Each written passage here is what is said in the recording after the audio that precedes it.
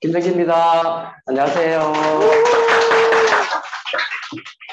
예, 오늘은 제가 말씀드렸듯이 성인 남성 건강하고요. 그 다음에 장 건강에 대한 강의를 좀 할 거고, 자료는 여러분 여기 보셨죠? 그죠? 우리 아메이 본사 자료입니다.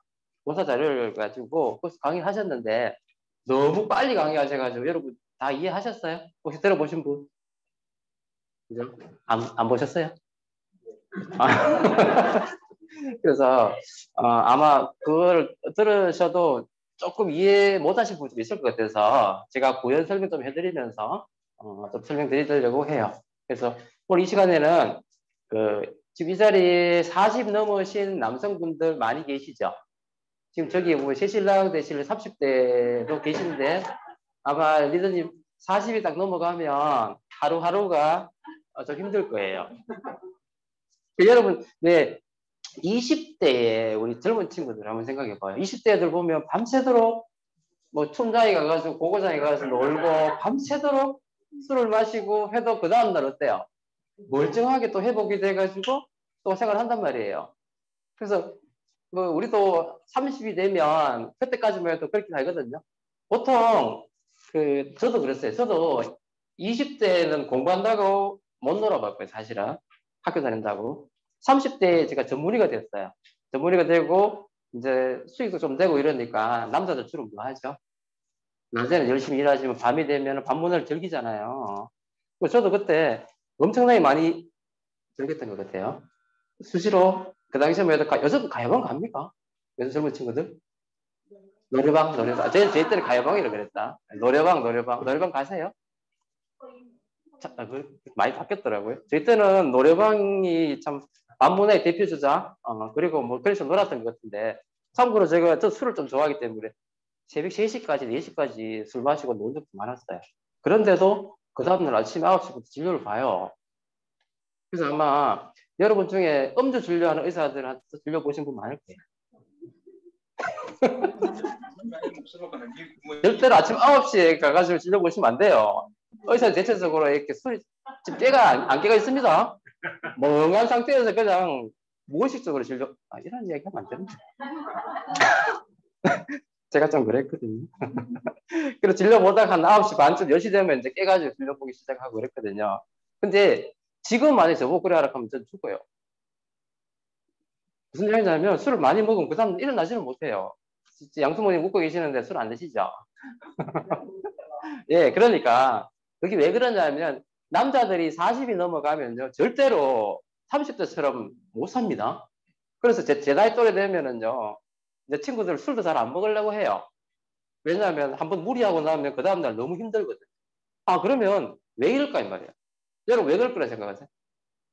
30대, 20대는 멀쩡했는데 왜 40이 넘어가고 50이 넘어가면 견디지를 못할까 이 말이야. 늙어서?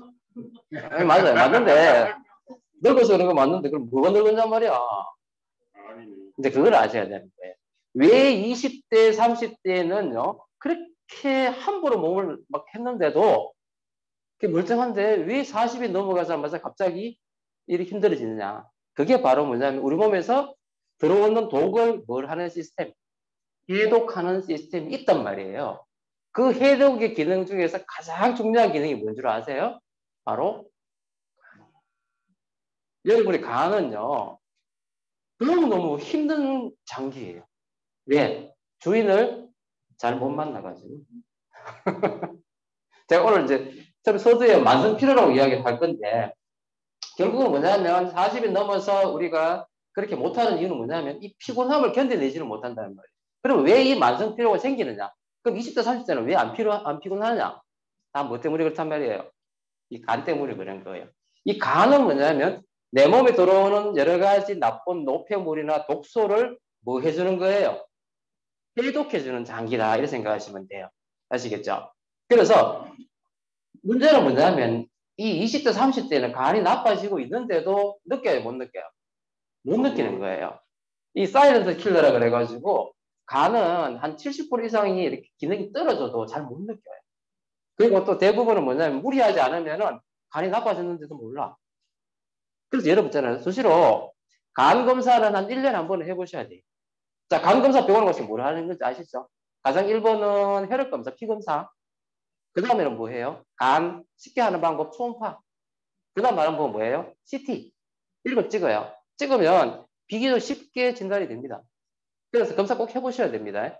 나 지금 괜찮은데 라고 하고 아무 검사 안 하시면 그다 나중에 간에서 문제 생기는데 늦게 발견된다는 말이에요. 그 정도로 간은 뭐냐?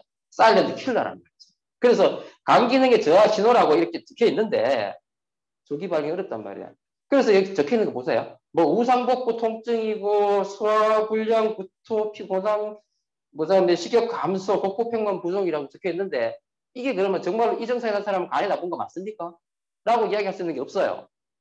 무슨 이야기냐면 우상복부 통증이 어디 간만 그래요? 우상복부 어디입니까? 여기잖아요. 그러면 여기 아프다. 1번 뭐 생각했는지 아세요? 간이 아니고 담낭. 1번 담낭이에요. 담낭이 아팠어요. 예를 들어서 소화불량 구토는 뭐 생각해야 돼요? 위장장애, 위염, 위궤양을 생각해야 되겠죠. 피곤한 피로는 어디 간만 그래요? 다 그렇죠? 식욕 감소, 제일 무서운 거는 식욕 감소 제일 무서운 건 뭐예요? 암입니다. 복부팽만 부종, 어떤 걸 생각해야 돼요? 간도 생각해야 되지만요. 복부팽만은요. 간암이 말기 상태에서 복수차가 있고 배가 불룩한 거. 또 부종, 제일 많은 거는 갑상선이에요. 갑상선 기능 저하인데 몸이 퉁퉁 붓잖아요. 그런 거 생각해야 되지. 이거 나타난다고 해가지고 이 사람 간이 문제있다 이렇게 이야기하는 의사는 돌팔이에요. 없어요. 다시 말해서 간 이상 있는 걸 확인하려면 뭐 해야 돼요? 병원에 가서 검사해봐야 되는 거예요. 그래서 병원에 가면 조금만 이상하다 하면 무조건 간 검사합니다. 피검사. 루틴으로 해야 루틴. 이상이 있어서 하는 게 아니란 말이에요. 아시겠죠? 네. 자, 그래서 간 체크리스트 읽어볼 것도 없어요. 다 있어요. 이거. 그죠? 그래서 이 간은요.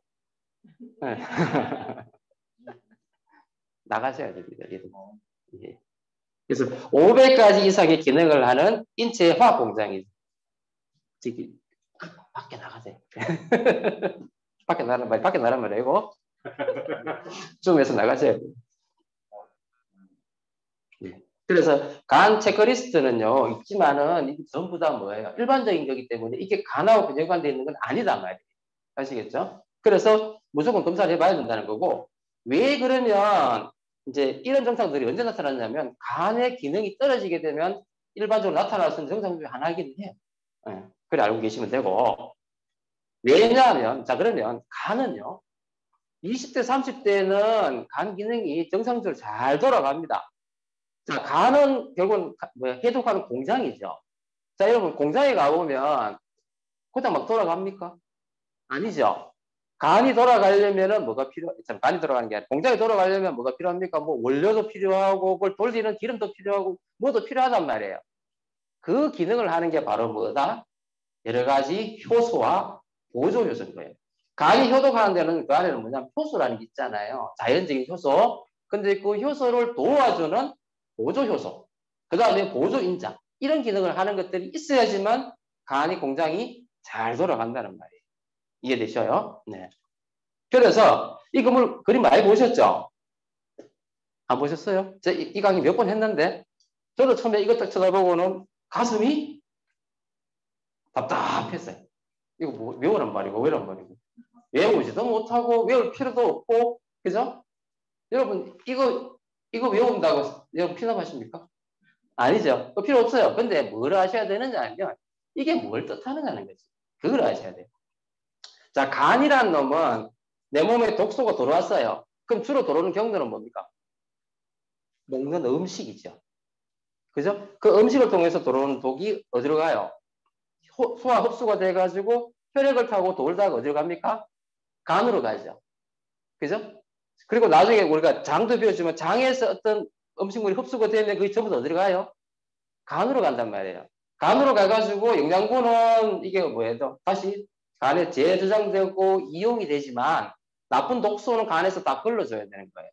근데 여러분 아시다시피 내 몸에 들어오는 1차적인 독은 전부 다 어떤 독이다? 지용성 독이에요. 무슨 독이라고요? 지용성. 예, 지용성이란 말이 뭡니까? 기름. 예, 기름에 녹는다 이 말이죠. 그래서 아시다시피 독이란 거는 전부 다 어디에? 지방에 축적이 되는 거예요. 무슨 말 아시겠죠? 그래서 지방이 축적되는 동은 잘 안 나가기 때문에 경피독이 그래서 어려운 거예요.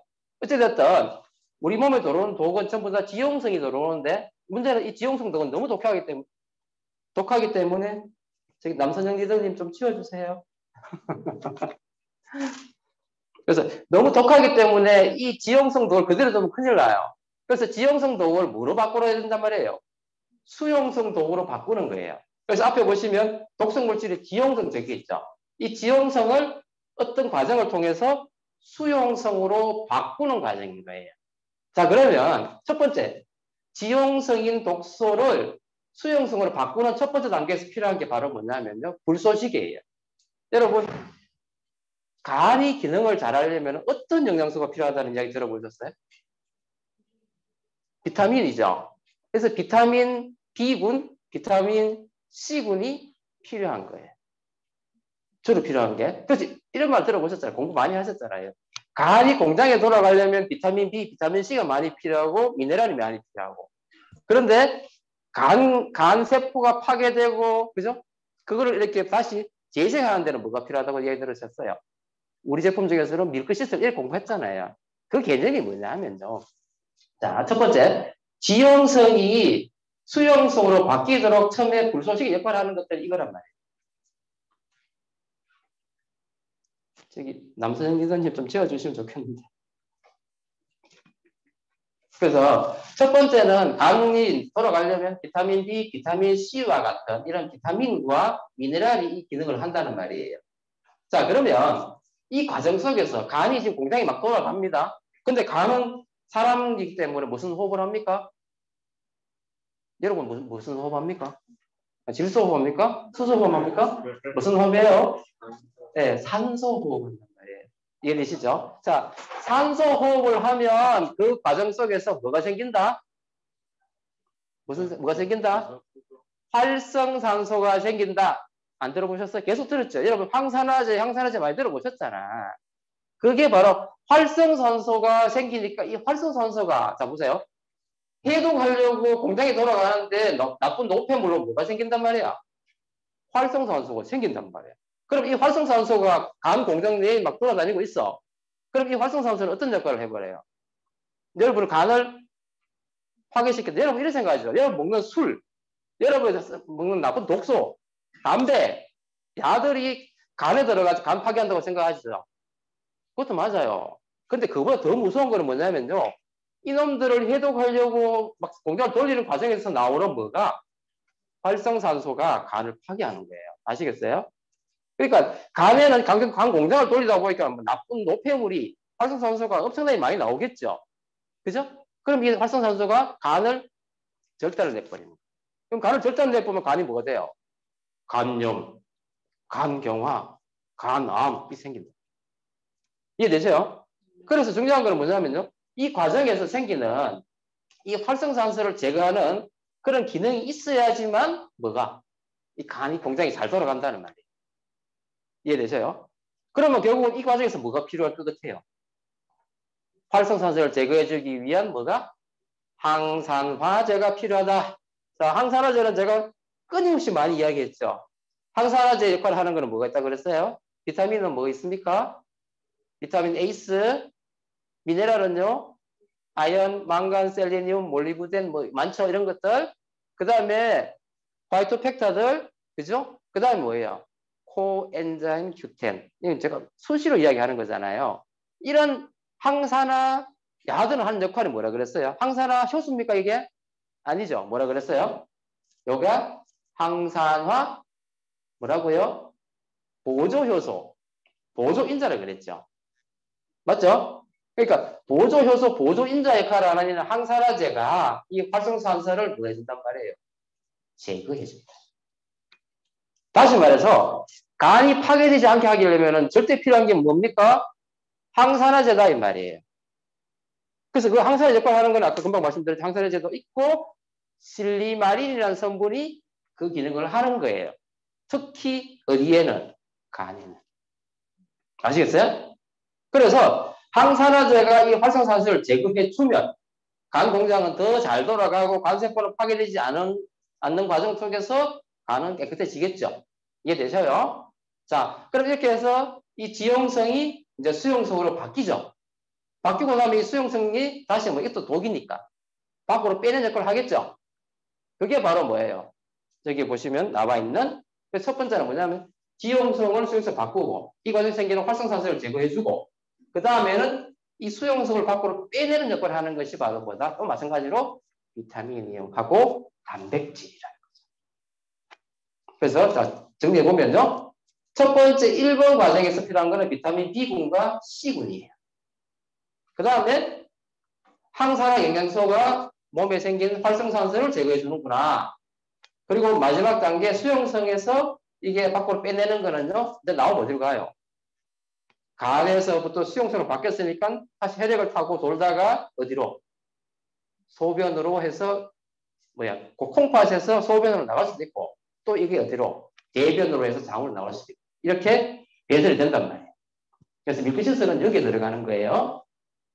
자, 그리고 마지막 단계는 뭐냐면 비타민과 저 보면 뭐 황산화 그다음에 글루 뭐 이때 있고 이런 거 전부 다 보면은 아미노산이 다시 말해서 간이 수용성을 빼내는 데는 또 어떤 역할을 한다? 아미노산이 그 역할을 한다. 단백질이.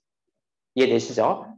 자, 그리고 제가 하나 빠뜨렸는데 항산화 영양소 중에서 제가 실리마린 이야기를 했지만은 그거 많고 자, 항산화 영양소 중에서 가장 강력한 게 뭐라 그랬어요? 아까 말씀하셨듯이 셀레니움이라고 그랬죠. 그래서 다시 말해서 셀레니움은요. 간에서 역할하는 항산화 중에서도 가장 강력. 그래서 여러분 이렇게 생각하시면 돼요. 만성 피로가 해결이 안 되고 계속 피곤하다. 그러면은 셀레니움 드시면 많이 좋아집니다. 간도 마찬가지. 그런 개념을 이해하시면 좋겠습니다. 이해되시죠? 자, 그리고 이제 이 실리마린은 이제 우리 제품에도 있으니까 실리마린에 대한 연구에 대한 이야기 적어놓은 거예요. 논문인데 실리마린은 우리 제품에 뭐에 들어있는 거죠? 밀크시슬에 들어있는 거잖아요. 그래서 밀크시슬에 있는 실리마린 한 역할 보면 결국 간이 파괴되는 거는 바이러스와 박테리아와 같은 그런 게 간 파괴되는 거 아시죠? 간염 바이러스. A형 간염, B형 간염, C형 간염, E형 간염 들어보셨죠? 바이러스와 같은 거. 또 저도 좋아하지만 알코올이 간을 파괴하죠. 그 다음에 가공식품, 그 다음에 약물, 그 다음에 독소 뭐 이런 것들이 어쨌든 들어오면 간을 파괴하려고 뭐 난리를 죽인단 말이에요. 그러면 이 실리마린 이런 역할을 실리마린은 간이 파괴되면은 이걸 뭐야 다시 정상으로 돌려주는 역할을 하거든요. 그래서 1번이 항산화예요. 맨 위에 보시면 항산화 항섬유화는 뭐냐면 간이 딱 사겨진다는 말이에요. 간 경화란 말이에요. 경화를 없애주는 게 항섬유화. 그 다음에 세포를 재생해주고 담즙 분비를 증가시켜가지고 담즙이 정체되면 뭐가 생깁니까 여러분? 담즙이 정체된다는 말은 담낭 안에 담즙액이 모여 있어요. 그럼 여러분 뭐가 생기냐면 황달이 생깁니다. 그리고 담낭 안에 막 그렇게 고여 있다면 이게 뭐냐면 급성 담낭염 내지 만성 담낭염이 생깁니다. 이런 걸 좋게 해주는 게 실리마린이고 간세포를 보호해주고 또 면역을 높여주고 염증을 떨어뜨려주고 이런 기능을 하는 것이 바로 뭐예요? 실리마린이라는 거예요. 자, 그 다음에 단백질이 간 기능을 좋게 해준다고 여러분 생각 안 해보셨죠? 저도 이건 알고는 있었지만 한 번도 간 이야기하면서 단백질에 대한 이야기 저는 해본 적이 없어요. 근데 이번에 이제 본사 자료에는 단백질에 대한 이야기를 많이 했어요. 이 단백질은요, 지용성이 아니고 수용성이 다시 빠져나가는 데 역할을 한다는 거예요. 그래서 단백질을 우리가 충분히 먹는데 정말 먹어야 되나? 어떻게 생각하십니까? 우리는 이런 이야기 안 하죠. 여러분이 먹는 단백질은 대부분 다 뭡니까? 동물성 지방이죠. 단백질이 아니고. 잘못된 걸 먹고 있단 말이에요. 아시다시피 동물성 단백질을 먹기 위해서 실컷 먹었는데 그 속에 뭐가 많이 들어있어? 네? 지방, 콜레스테롤 많이 들어있단 말이에요. 그러면 이 전부 다 염증을 악화시킵니다. 그죠? 그래서 우리는 단백질을 적게 먹는 사람들이에요. 그래서 단백질을 많이 먹어야 됩니다. 그래서 과잉 섭취 안 하고 있습니다. 하셔야 됩니다. 그렇지 않습니다. 자, 그래서 이 간의 문제를 일으키는 원인은 결국 뭐냐면 단백질이 아니고 뭐란 말이에요? 지방이죠. 자, 여러분, 저도 요즘 디톡스를 시작했는데 디톡스의 가장 중요한 포인트는 뭐예요? 독소 제거잖아요. 그럼 뭐 디톡스를 하면 당연히 뭐가 빠져요? 독소 빠지죠. 근데 그 독소와 같이 뭐가 빠져요? 지방이 빠지지. 그러니까 디톡스를 하면 살이 빠지는 거예요. 근데 단백질은요? 증가합니다. 이게 디톡스의 개념이에요. 단백질을 늘리고 지방을 빼야 돼요. 그런데 문제는 뭐냐면 지방을 만드는 게 여러분 뭐라고 생각하세요? 자, 내 간에 지금 지방이 쌓여있어. 지방간이 됐어. 그 원인이 뭐라고 생각하십니까, 여러분? 대부분 지방간 하면 고기라 생각하죠. 틀린 말은 아닙니다. 근데 한국인들에서 가장 고기도 안 먹는데 난 지방간 생겼어. 뭐 때문에 생겼어요? 그렇죠. 정말 똑똑하다. 탄수화물. 탄수화물 많이 먹으면 이 탄수화물이 뭐로 바뀝니까? 지방으로 바뀐다는 말이야. 그럼 어떤 탄수화물이 더? 탄수화물 중에서 어떤 탄수화물? 예? 탄수화물 다 그러면 다 지방으로 잘 바뀌어요. 어떤 탄수화물? 나쁜 탄수화물. 어떤 탄수화물? 나쁜 탄수화물. 정제된 탄수화물 뭡니까? 네, 맞습니다만 가장 중요한 건 이상적인 설탕입니다. 여러분 좋아하는 설탕, 단 거. 단 거를 먹으면은 그 설탕은 절대로 뭐로 안 바뀐다고요? 에너지원으로 안 바뀌고 뭘 가요? 간에서 전부 다 지방으로 바뀝니다. 아시겠죠? 여러분 오늘도 맛있는 설탕 많이 드셨지요? 그 전부 다 여러분 간에 가 있습니다, 지금. 자, 그래서 간을 건강하게 하려면 뭐예요? 무조건 단백질을 어떻게 한다? 많이 먹어라. 그럼 어떤 단백질을 많이 먹어야 돼요? 동물성이 아니고 식물성 단백질을 많이 먹어야 된다는 말이에요. 자, 그래서 독소는 우리가 뭐 잘 아는 거니까 간단하게 이야기하면 이런 거 다 되잖아요. 자, 알코올, 담배, 외 여러 가지. 그 다음에 미세먼지, 간에서 독소돼요. 그죠? 그 다음에 납수원 같은 이런 것들, 전부 다. 그 다음 바이러스, 박테리아 같은 것들. 그 다음 정크푸드, 먹는 거죠. 그 다음 화학비료, 농약, 비누, 샴푸, 린스, 이 모든 게 전부 다 뭐예요? 간에 가면 뭐가 됩니까? 독소가 된다. 이해되시죠? 네.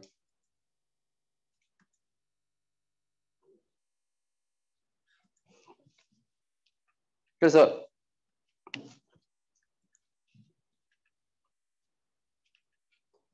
중요한 건 뭐냐면 내 간을 건강하게 하려면요 단백질을 많이 먹어줘야 되는 거예요.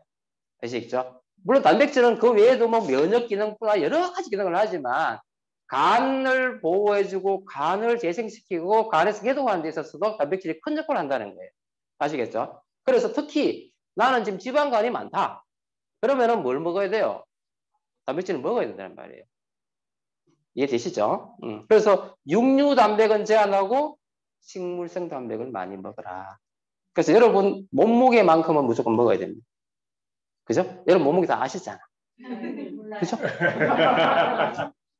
그죠? 알턱이 없어요?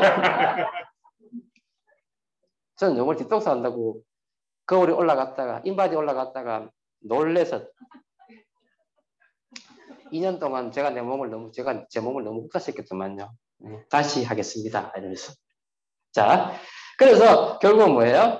간을 보호해 주려면은 아까 했지만은 지용성을 수용성을 바꾸는 데 있어서 필요한 게 비타민 B, 비타민 C와 같은 비타민과 미네랄이 필요하고요. 그 다음에 항산화 기능을 하는 데 있어서 1순위는 밀크시슬이 있지만 그 외에도 항산화 비타민들 다 좋아요. 에이스, 아연, 망간, 셀레늄. 결국 뭐예요? WX. 뭐 어렵게 생각하십니까? 그죠? WX. 그죠? WX 실리마린. 맞습니까? 그러다가 만약에 또 좋아하고 싶으면 파셀레니움. 그죠? 그렇게 생각하시면 돼요. 그리고 빼내는 기능하는 것도 역시 비타민, 수용성 비타민들 필요하고 뭐가 필요해요? 단백질이 필요해요. 이해되시죠? 정리되시죠? 네. 자, 그 다음. 여러분 40이 되면 어때요? 기운도 빠지고 술 먹어도 소화도 안 되고 그죠? 그리고 TV 틀어놓고 뭐만 보면 자꾸 눈물이 나. 그죠? 근데다가 20대, 30대는 마누라하고 별로 관심도 없었는데 갑자기 마누라가 이뻐 보이고 한데 마누라는 더 거시지고 어? 남자는 외로워지고 눈물 많아지고 이거요. 왜 그럴 것 같아요? 이게 여성들은 50이 되면 뭐가 됩니까? 폐경이 되죠. 그러니까 갱년기라는 게 여성은 50대면 와요. 여성 호르몬 떨어져서 남자들도 온다 이 말이에요. 언제? 남자는 40이 되면 와. 아시겠어요? 한 번도 제가 여성 갱년기 이야기하면서 그게 병이라고 막 강의를 많이 했잖아요. 그때는 제가 막 여성 입장에 돼가지고 막 이제 강의 많이 했거든요. 들어보셨잖아요. 여자이기 때문에 남자가 안 해도 걸 해야 되는 거, 평생 생리해야 되고, 그죠? 초경이라는 게 뭐라 그랬어요? 아내들은 갑자기 그냥 잘 살았는데 생리라는 걸 하게 돼. 이걸 어떻게 해야 되나 하면서 생기는 우울증이 막 오고, 감정 기복이 오고, 뭔가 겪고. 그러니까 조금 살만한데 한 50이 되니까 또 끊긴다 그래. 그러니까 여자들은 참 외롭고 불쌍하다고 생각하지만요. 남자들은 더 불쌍해. 왜? 먹고 살아야 된다고 그렇게. 근데 남자들 원래 20대, 30대는 뭐예요? 지 잘났잖아. 힘도 세고. 그죠? 이런 남자가 갑자기 40이 되니까요. 자꾸 숙여지는 거예요. 뭐 때문에? 남성 호르몬이 빠지는 거예요. 보세요. 남성 호르몬이요. 지금 나이가 있죠? 40이 되니까요. 거의 반으로 확 줄어버리네. 그래서 문제가 생기는 거예요. 그래서 20대 남자들 어때요? 무섭죠? 10대 애들은 갈도 못해. 10대 후대면은 야들은 남성 호르몬이 그걸 치거든. 감당 못하는 거예요. 근데 이런 애들이 20이 지나고 30이 되고 40이 되면 반을 확 줄어버리는 거예요. 쉽게 말해서 40이 된 남자가 아니다. 여자도 아닌 것이 이상하게 되는 거예요. 그러니까 남자들이 더 빨리 여성화되기 시작하는 거예요. 여자들은요, 40대 후반쯤부터 해가지고 중성화되는 거예요. 아시겠죠? 네, 그래서 남자들이 제가 이걸 이야기하면서 남자가 너무 이상하다 이상했어요.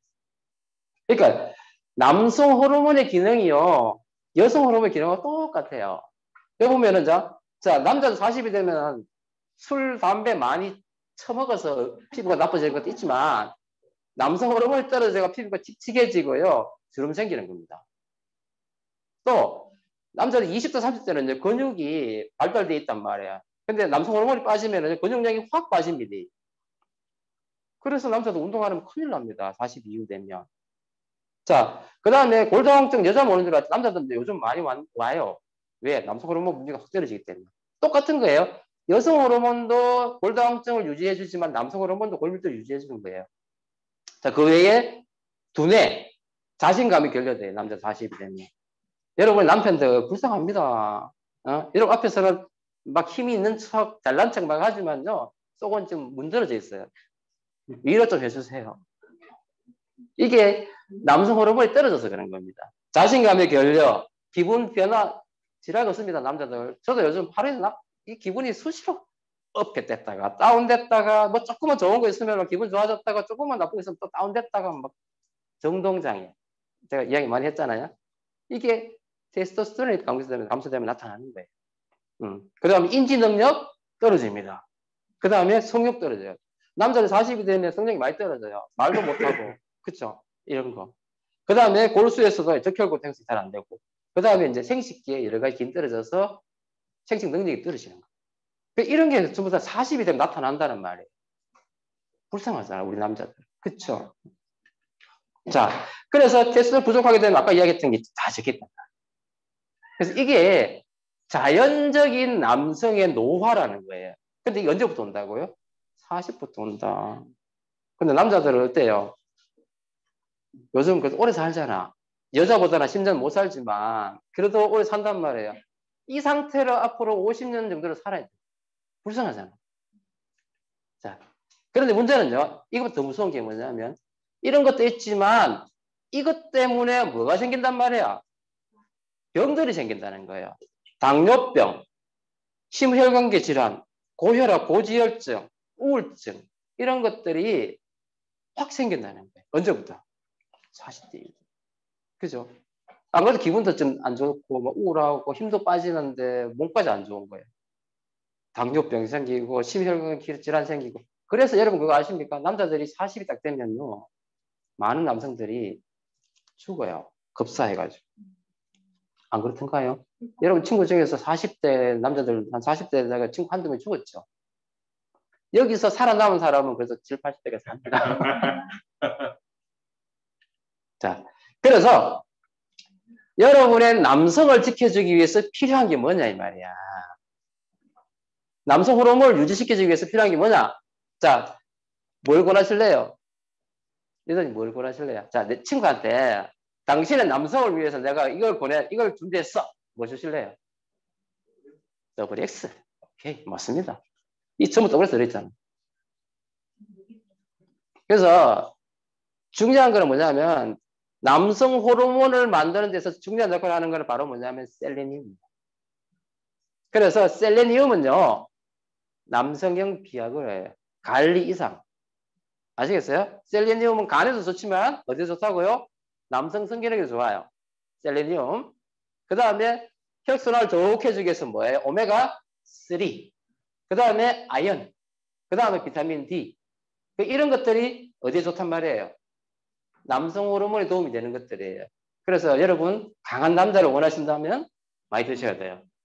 그래서 WS를 많이 드시면 되고요. 여유 된다면 셀레니움 많이 드시면 되고요. 오메가3 반드시 먹어야 되죠. 그래서 우리 맨즈팩에는 기본 뭐 들어있습니까? WX, 밀크시슬, 오메가3 들어있잖아요. 맞죠? 네. 그런 게 다 익은 거예요. 자, 그래서 플러스 뭘 먹어야 돼요? 단백질. 단백질은 뭘 유지시켜주는 거죠? 근육, 그죠? 근력을 유지시키는 거예요.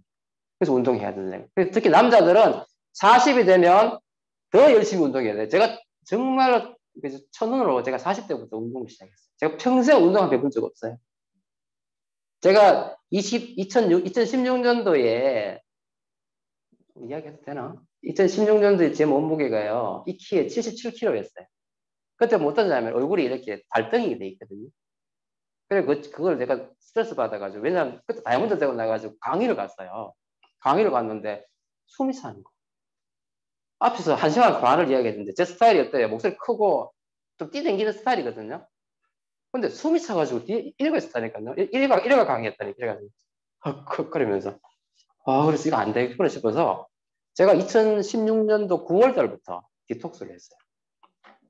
말 그대로 바디키 플러스 디톡스를 했는데 그래가지고 1년 만에 제가 77kg에서 64kg까지 뺐거든요. 35인치 허리가 30인치가 됐어요. 됐는데 그 몸무게를 1년 이상 유지를 했어요. 유지를 했는데 그리고 나서 다시 술을 조금 먹기 시작하니까 또 살이 살살살살 찌더라고. 근데 70kg, 2년 전까지는 제가 70kg가 됐거든요. 그때까지는 제가 인바디를 해보면은 괜찮아요. 내지도 없고. 근데 2년 전부터 아예 나왔더니만 지금 다시 그 몸무게가 다시 지금 75kg 넘어가 버렸어요. 그래가지고 다시 결단했습니다, 지금. 그래가지고 제가 요번 달에 원래 1.5kg 빼려고 그랬는데 벌써 1kg 빠졌어요. 그래서 요번 달에 3kg 빼려고요. 제가 목표가 요번 달에 3kg 결단합니다. 결단해야 빼잖아. 이번 달에 3kg, 다음 달에 2kg, 그 다음 달에 2kg. 그래서 3개월 후에 제가 7kg 빼가지고 여러분 기대해 주십시오. 여러분 기대할 건 없고. 제가 예전에 그렇게 뺐어요. 2017, 16년도에 그렇게 해가지고 첫 달에 하여튼 제가 2kg가 빼고 3개월 만에 제가 그때 한 6kg가 7kg 뺀 적이 있거든. 그래가지고 계속 뺐더니만 그 다음 6개월, 7개월 되니까 한 8kg, 9kg 빠지대요. 그리고 그 다음에 계속 더 뺐더니만 13kg까지 빠졌어요. 디톡스 하시면 빠집니다. 그리고 결국은 뭐냐면 이렇게 해서 남성 호르몬을 유지시켜주면요. 뭐예요? 몸이 건강해지는 거예요. 근데 중요한 건 뭐냐면 이 테스토스테론이 감소하게 되면 뭐가 생긴단 말이에요. 이런 당뇨와 같은 이게 전부 뭡니까? 대사성 질환이잖아요. 그래요? 대사성 질환이죠. 결국 대사증후군은 뭐냐면요. 허리 둘레가 늘어나는. 여러분 배 나오신 남자들은 나는 대사증후군의 확률이 높구나 이렇게 생각하셔야 돼요. 그러면 이런 환자들이 뭐가 생기냐면 중성지방이 높아요. 그래서 고지혈증이 있어요. 그 다음에 혈압이 높아서 고혈압이 생긴다. 그 다음에 당뇨가 생긴다는 거예요. 공급혈당이 높아지죠. 그 다음에 콜레스테롤, HDL 좋은 콜레스테롤은 떨어지고 나쁜 콜레스테롤 LDL은 높아지고 이런 게 전부 다 뭐냐면 대사증후군이에요. 그리고 이 대사증후군이 남성 호르몬이 떨어지게 되면 대사증후군이 어떻게 된단 말이에요? 많이 생깁니다. 이해되셔요? 자, 그래서 HDL, LDL 제가 이야기했습니다. 그래서 사실은 예전에는 LDL 이야기를 많이 했어요. LDL이 뭐예요? 나쁜 콜레스테롤이잖아요. 근데 LDL이 높은 것도 중요하지만 HDL이 낮은 것도 위험하더라 라는 게 근래의 연구 논문이에요. 그래서 HDL 예전에는요, 제가 환자도 볼 때 LDL만 봤지 HDL을 잘 안 봤어요. 근데 요즘은 HDL이 낮은 사람이 의외로 많아요. 그래서 HDL 낮은 사람들이 심혈관계 질환이 많이 생기더라. 이게 결론인 거예요. 그래서 이 대사증후군이 많으면 결국 심혈관계 질환 가능성이 2배 늘어나고요. 당뇨병 가능성이 몇 배? 10배. 무섭죠? 그래서 결국 뭐냐면 이 대사증후군을 없애려면은요, 뭐 해야 됩니까? 바로 디톡스를 해야 돼요. 디톡스. 그래서 1번 체지방을 빼기 위해서는 그죠? 바디킬 한단 말이죠. 그래서 CLA, HCA가 필요하죠. HCA 뭡니까? 슬림 스마트죠. 맞죠? 그 다음 혈압은 CoQ10. 특이적인 거잖아. CoQ10. 그 다음 콜레스테롤은요, 오메가3, 이거 GL에 돼 있는데, 오메가3, 갈리, 코엔자임 Q10, Q10 다 되죠. 그 다음에 혈당은 뭐죠? 파이버 피츠, 파이버 파우더 같은 식이섬유. 이게 혈당을 낮춰주는 거잖아요. 자, 그리고 단백질을 먹어야 되죠. 그래서 디톡스의 기본 개념은 뭡니까? 앞에 있는 이런 걸 먹으면서 단백질을 반드시 먹어야 돼요. 아시겠죠? 그래서 이걸 통해서 체내에 있는 복부 지방, 그죠? 내장 지방을 빼내셔야 돼요. 무조건. 이거 안 빼내시면 대사증후군은 무조건 늘어날 수밖에 없어요. 그래서 다이어트 하는 거죠. 자, 그 다음에 중요한 게 뭐냐면요. 여러분, 낮밤이 바뀐 사람은요, 살이 빠집니까? 살이 찝니까?